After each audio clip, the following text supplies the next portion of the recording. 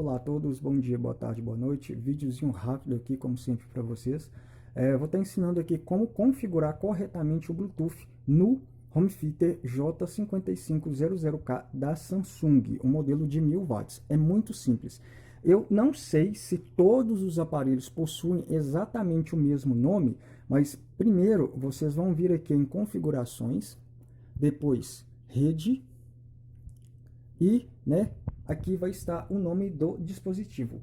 O meu aparece como HTS J5500K. Pronto. Depois disso, vocês retornem, ao menu principal e apertem este botão aqui, Function, no controle, até aparecer a sigla BT no aparelho.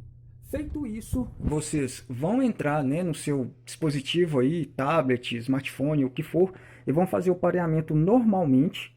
E para a música ser reproduzida em todas as caixas, vocês vão ter que apertar este botão aqui, do lado, do TV Sound, esse aqui DSP/EQ, e vão mudar aqui, ó, para este que está na tela, Master Stereo, ok? E isso não funciona só apenas para músicas, mas para filmes, conteúdos em streaming, videogames que não possuem suporte a 5.1, ok? Serve para qualquer coisa, tá?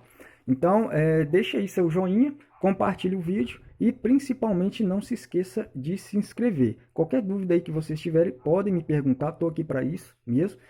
Todo mundo sabe que eu adoro responder comentários e até o próximo vídeo. Abraço e fui!